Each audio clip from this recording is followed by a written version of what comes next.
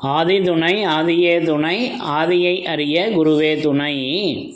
மரளி கைதிண்டா சாலை ஆண்டவர்கள் மெய்மதம் மெய்மன ஞானம்.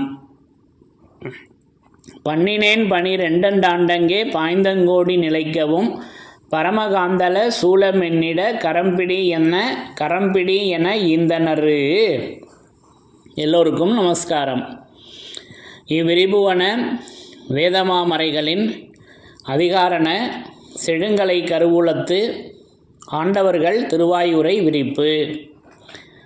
இந்த மெய்ப்பாதை வேறு வேதம் ஆசான் திருமேனி, வேதத்தை ஓதினாலே புண்ணியம், வேதங்கள் பூராவும் தித்திக்குது திருமறை குரு பெருமான், திருமறை குரு தீன் திருமேனியர். வேத ஏட்டில் எழுதி உள்ளதை படிப்பதன் பயன் இறைவனை காண்பதுதான். வேத கலைவாணி உன் நாவில் இருக்கும்படி உன் நாவை நீட்டி அகட்டி வேதனாவாக வளர்க்க வேண்டும் என்பதுவே இறைவனின் எண்ணம். தலைவன் தன்னை அறிந்தவனே குலத்தோன் என்று திருவேதம் உமக்கு உரைக்கச் சொன்னது எம்மை என்ற நமது தெய்வம் அவர்களின் உத்தரவின்படி நமது தெய்வம் அவர்கள் என்றென்றும் திருமறை குருபெருமானாக விளங்கி கொண்டிருக்காங்க. அப்போ அந்த திருமறையிலிருந்து யமனை வென்ற திருமறையின் சிறப்புகளை ஒவ்வொன்றாக படித்து தரிசனை செய்து வருகிறோம். அதன்படி இன்றைக்கு எடுத்துக்கொண்ட வாசகம் நம்முடைய திருவருட்குறளிலிருந்து ஒரு திருவாக்கியத்தினை எடுத்துக்கொண்டேன். அப்போ இந்த திருவாக்கியத்தில் நமக்கு எப்படி தெய்வம் அவர்கள் திருமறையாக விளங்கி கொண்டு நமக்கு வருகின்ற அந்த யமபடரின் அச்சத்தினை மாற்றி வைக்கின்றார்கள் என்பதை நமக்கு அந்த அருள் வருஷப்பை எடுத்து வழங்கியிருக்காங்க. முதல்ல அந்த வாசகங்களை படித்து தரிசனை செய்யலாம். பிரம்மோதய மெய்வழிச்சாலை ஆண்டவர்கள் திருவாக்கியம். திருவருட்குறள் திருவாக்கியம் எண் 239, பழைய அச்சு நூல், பக்கம் எண் 174. சாதிகளின் கர்த்தாவே, ஒரு மனைவி தன் புருஷனை சாகிற வரை பிரியமாக வைத்துக் கொள்கிறாளே, புருஷனும் மனைவியிடம் பிரியமாக நடந்து கொள்கிறானே. ஒரு முரட்டு மாட்டை சொரிந்து கொடுத்து தன்னிடம் பிரியமாக இருக்கும்படி வைத்துக் கொள்கிறானே. இதெல்லாம் தெரிந்தவன்தானே நீ. ஆகவே எப்படியோ அழுதோ தொழுதோ உன் தேவபிரான் அவர்களின் பிரியத்தை தேடி வைத்துக்கொள். அந்த ஒருவர்தானே யமனச்சம் கடத்தும் செயலை செய்கிறவர்கள். அந்த ஒருவர்தானே யமனச்சம் கடத்தும் செயலை செய்கின்றவர்கள்.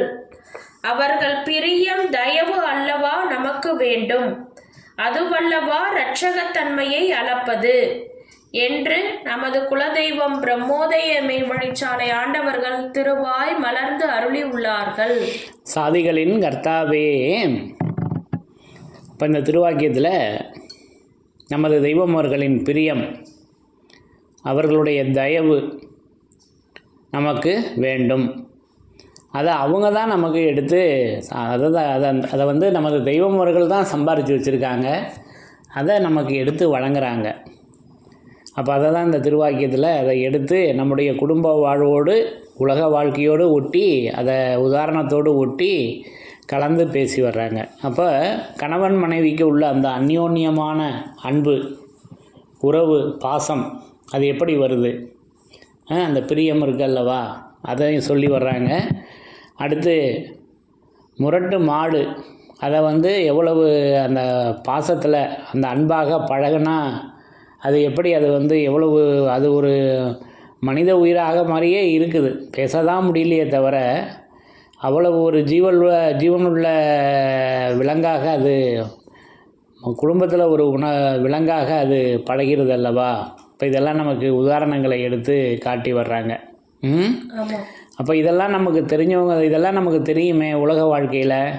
அதே போல் அந்த மெய்வாழ்வில் அந்த தேவகுருபிரானை நம்ம அவர்களுடைய அன்பை, அவர்களுடைய தயவை, அவர்களுடைய பிரிவை, அவர்களுடைய பிரியத்தை நம்ம தேடிக்கொள்ளணும் அல்லவா. அதை வலியுறுத்தி தான் இந்த திருவாக்கியத்தில் எடுத்து பேசி வர்றாங்க. இன்னொரு படிங்க வாக்கியத்தை. ஒரு மனைவி தன் புருஷனை சாகிற வரை பிரியமாக வைத்துக் கொள்கிறாளே, புருஷனும் மனைவியிடம் பிரியமாக நடந்து கொள்கிறானே. ஒரு முரட்டு மாட்டை சொரிந்து கொடுத்து தன்னிடம் பிரியமாக இருக்கும்படி வைத்துக் கொள்கிறானே, இதெல்லாம் தெரிந்தவன் தானே நீ. இதெல்லாம் இந்த உலக வாழ்க்கையில நம்ம எல்லாருக்கும் தெரிஞ்சது தான். அதுதான் இங்க பேசி வர்றாங்க. ஆகவே எப்படியோ அழுதோ தொழுதோ உன் தேவபிரான் அவர்களின் பிரியத்தை தேடி வைத்துக்கொள். ஆகவே எப்படியோ அழுதோ தொழுதோ, அப்போ அழுகை தான் தொழுகை, தொழுகை தான் அழுகை. அப்போ அழுகைன்னு தான் நமக்கு தெரிஞ்சது என்ன அழுகை, கண்ணில் தண்ணி வர்றது தான் அழுகைன்னு தெரியும். ஆனால் அது ஒரு அடையாளம், ஒரு அடையாளத்தையும் தெய்வம் பேசி வர்றாங்க. அந்த அடையாளத்தை நம்ம யாருமே கவனிக்கிறதில்ல. கண்ணீர் கதகதவென்று கொட்ட வாயில் மந்திரம் வெளியாக வேண்டும்.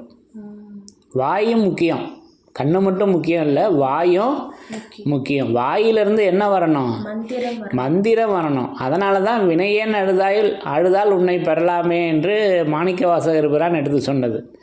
இப்போ யானையை போய் என் அன்பும் போய் வினையேன் அழுதால் உன்னை பெறலாமே அப்படின்ற திருவாக்கியத்துக்கு தெய்வம் அவங்க அருளர்ஷிப்பு கொடுக்குறப்ப எல்லாமே இவங்ககிட்ட பொய்யா இருக்கப்போ அந்த அழுகையும் பொய் தானே அப்படின்னு பேசி வருவாங்க. அப்போ அது எப்போ மெய்யாகுது அப்படின்னா அந்த மந்திரத்தை எடுத்து சொல்கிறப்ப, அது இப்போ மந்திரம் என்பது இறைவனுடைய வாசகம் அல்லவா, அதுதான் மெய். அப்போ அதை எடுத்து வாயில், அப்போ கண்ணீர் கதகதவென்று கொட்ட வாயில் மந்திரம் வெளியாகிறப்ப அது அழுகையாக மாறுது. அதுதான் தொழுகை. அப்போது தொழுகை, அது வணக்கம், இதெல்லாம் நம்ம ஏற்கனவே 182வது திருவாக்கியம் மூலபண்டார பருவம் வழிபாடு என்பதை பற்றி பூங்கிலி கண்ணில் வருகின்ற பகுதியிலெல்லாம் நம்ம ஏற்கனவே வேதத்தின் சிறப்பாக இதெல்லாம் படித்து தரிசனம் செய்திருக்கிறோம் அல்லவா. ஆகவே எப்படியோ அழுதோ தொழுதோ, அது எப்படியோல தான் அந்த சூட்சுமம் இருக்குது. அது அந்த கேள்வியாக இருக்குது அல்லவா, அந்த எப்படியோ அந்த கேள்வியாக தான் அந்த சூட்சுமத்தை வச்சுருக்காங்க. இப்போ இதெல்லாம் எல்லா அங்கங்களும் படித்தா தான் விளங்க வருது அல்லவா. ஆகவே எப்படியோ அழுதோ தொழுதோ உன் தேவபிரான் அவர்களின் பிரியத்தை தேடி வைத்துக்கோ. தேவகுரு பிரான் அப்போ இன்னைக்கு அவங்க வேதமாக இருக்காங்க. அந்த தேவகுரு பிரான் மறைமொழி மாந்தராகிய ஒரு தேவகுரு சந்நிதியில் உன் ஜீவன் வேறு உடல் எடுக்கிறது. அப்போ அதுதான் அந்த மறைமொழி மாந்தராக அந்த தேவகுரு பிரான் இருக்காங்க. அவங்கள இப்போ நம்ம மொழியாக, மறைமொழியாக, நம்ம திருமறையாக நம்ம தேடி வச்சுருக்கோம் அல்லவா, அதை தான் இங்கே மின்னி காமிக்கிறாங்க. அந்த ஒருவர் தானே யமனச்சம் கடத்தும் செயலை செய்கிறவர்கள். இங்கே தான் அந்த விஷயத்தை கொண்டு வந்து கொடுக்குறாங்க. அப்போ யமனை வென்ற திருமறையாக எப்படி இருக்காங்க அப்படின்னா அந்த தேவகுரு பிரான் இருக்காங்க. அவர்கள் ஒருவர் தானே யமனச்சம் கடத்தும் செயலை செய்கின்றவர்கள். வேறு யாராவது செய்ய முடியுமா? வேறு யாராவது இந்த செயலை செய்ய முடியுமா? யாராலையும் முடியாது. நமது தெய்வம் அவர்களை தவிர வேறு யாராலையும் செய்ய முடியாது. அப்போ அந்த தேவகுரு பிரானாக நமது தெய்வம் அவர்கள் விளங்கி கொண்டிருக்காங்க. அந்த தேவகுரு அது 304வது திருவாக்கியத்தின்படி அது திருமறையாக இருக்குது அல்லவா. அதை அவங்கள சந்திப்பதுவே மனிதனின் முதல் கடமையாக நமக்கு எடுத்து வச்சுருக்காங்க. அந்த தேவகுரு பிரான் 10வது திருவாக்கியத்தின்படி மறைமொழி மாந்தராகிய ஒரு தேவகுரு பிரான், அது வேதகுரு பிரானாக திருமறையாக அவங்க விளங்கி கொண்டிருக்காங்கங்க. அவர்கள் பிரியம் தயவு அல்லவா நமக்கு வேண்டும். அவர்களுடைய பிரியம், அவர்களுடைய அந்த அன்பு, அவர்களுடைய தயவு அல்லவா வேண்டும். அது அல்லவா ரட்சகத்தன்மையை அளப்பது. அந்த பிரியம் தயவுக்கு இன்னொரு நாமம் கொடுக்குறாங்க, ரட்சகத்தன்மை. அப்போ அந்த தன்மை அது ரட்சகத்தன்மை. அப்போ அந்த அநாத ரட்சகரை எச்சரித்து தூண்டவே ஒவ்வொரு மதமும் வந்தது என்றெல்லாம் நம்ம இதெல்லாம் ஏற்கனவே யமனை வென்ற திருமறையில் படித்து தரிசனம் செய்திருக்கிறோம் அல்லவா. அந்த ரட்சிப்பு, அப்போ அந்த ரட்சிப்பு, அது ரட்சகராக அவங்க இருக்காங்க. அப்போது அந்த அதல்லவா ரட்சகத்தன்மையாக இருக்குதுங்க. அப்போ அந்த தன்மையை நம்ம மனுவை ஒரே தன்மையாகவே படைத்த இறைவன் முன்னே ஒரு மாதிரி இருந்து இப்போது வேறு விதமாக ஆகிவிடவில்லை என்று பேசி வருவாங்க ராஜகம்பீர பிரசங்கத்தில். அதே பிரசங்கத்திலேயே அந்த தன்மை எப்படி இருக்குதுன்னு தெய்வம் உடஞ்சி காமிக்கிறாங்க அல்லவா. ஆகவே வேதத்தின் அந்த தன்மையை வைத்துத்தான் ஆகவே வேதத்தின் அந்த தன்மையை வைத்துத்தான் இங்கே மெய்வழிச்சாலையில் 69 சாதிகளைச் சேர்ந்த பல ஆயிரக்கணக்கான மக்கள் ஒன்றாய் கூடி ஜீவன் முக்தி திசையில் அனந்தர்கள் என்ற நாமத்தில் இருக்கிறது பிரத்யட்சம். அப்போ ரட்சகத்தன்மை அது வேதத்தின் தன்மையாக இருக்குதுங்க. அந்த ரட்சகம், அந்த ரட்சகர் அல்லவா, இப்படி நான் அந்த ரட்சகரை தரிசனம் செய்கிறேன். அப்போ அவர்களுடைய அந்த தயவு, அந்த தயவு, அவர்களுடைய அந்த பிரியம், அது அன்பு அல்லவா. அன்பே சிவம், அன்பே சிவம். அப்போ ஞானம் என்னெனவே உணரா மட்டி ஞானம் ஈதன தேர்ந்தறிந்திட்டர் போல் ஞானமுத்திரை ஐயரின் அன்பதே தான் அறிசிவம் என்று உணராதரே என்று நமக்கு தனித்திருப்பாடல்களில் எடுத்து கொடுக்குறாங்க. அதல்லவா அந்த பிரியம். அப்போ அது தயவு. அப்போ அந்த தயவு பற்றி நமக்கு வேதமாமறைகளில் எடுத்து பேசி வர்றப்ப தெய்வத்தேடு ஊடகத்தில் பேசி வர்றாங்க. சாற்றும் தூரம் போல் இன்னும் தோன்றுது எங்கட்கு ஐயா, சல்தினாங்கள் சேர்ந்திட தயவு செய்து அருள்வீரே. சல்தினாம் அப்படின்னா சல் என்றால் சீக்கிரம், சல்தினாங்கள் சேர்ந்திட சீக்கிரம் நாங்கள் போய் சேர்ந்திட தயவு செய்து அருள்வீரே, அந்த அருளை கொடுங்க என்று தெய்வ தேடுகுடகத்தில் வேண்டுகிறோம் அல்லவா. இப்போ இதெல்லாம் நமக்கு வாசகங்களை கொடுத்துருக்காங்க. அப்போ இதை நம்முடைய பெரியப்பா வடலூர் வள்ளல் பெருமான் அவங்க எந்த உச்சத்தில் அந்த தயவை தரிசிக்கிறாங்க என்றால், என்னை இந்த யாரும் என்னை இந்த ஏறா நிலைமிசை ஏற்றி வைத்தது யாதெனில், அவங்கள அந்த ஏறாத நிலைமிசை ஏற்றி வைத்தது யாதெனில் ஆண்டவர்கள் தயவு, ஆண்டவர்கள் தயவு என்று நமக்கு அவங்களுடைய அந்த உண்மை பத்திரிகையில் அந்த வாசகம் வருதுங்க. இப்போ இதெல்லாம் நம்ம படித்து தரிசனம் செய்திருக்கிறோம் அல்லவா, தீர்க்க தரிசன பகுதியில். அப்போ ஆண்டவர்கள் தயவு, அப்போ தயவு, அது தயவு செய்து அருள்வீரே, அது அவர்களுடைய தயவு பிரியமல்லவா நமக்கு வேண்டும். அப்போ அது என்ன தயவு, அது அருளாக இருக்குதுங்க. அது அருள், அது எப்படி இருக்குன்னா அந்த வாசகத்தை கொஞ்சம் பிரட்டி போட்டால் விளங்கும்.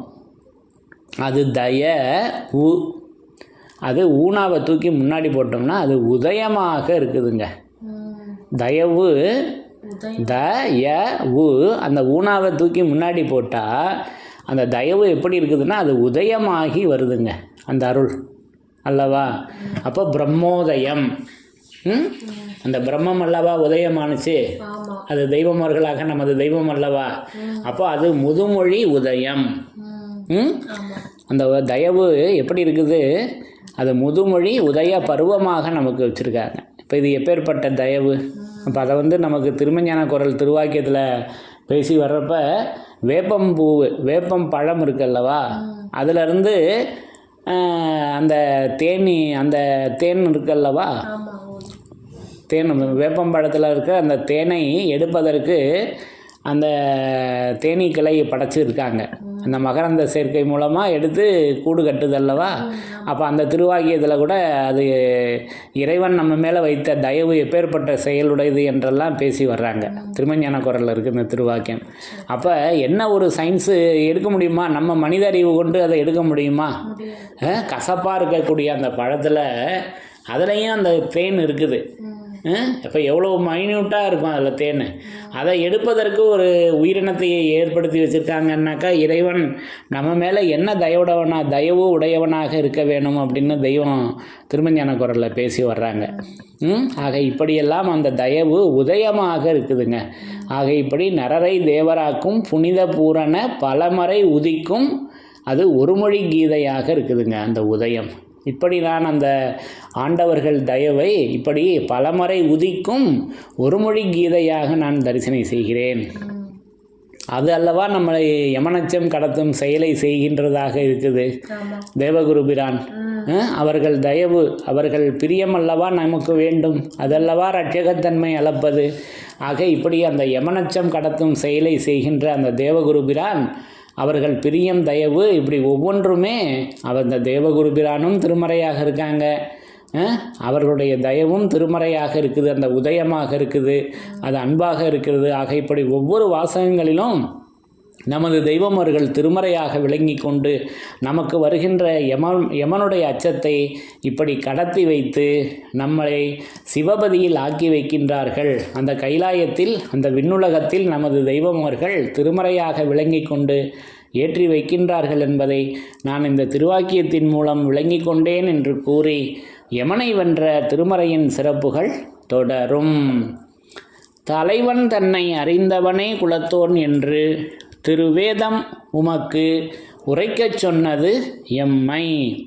யமனை வென்ற திருமறையின் சிறப்புகள் தொடரும். எல்லோருக்கும் நமஸ்காரம்.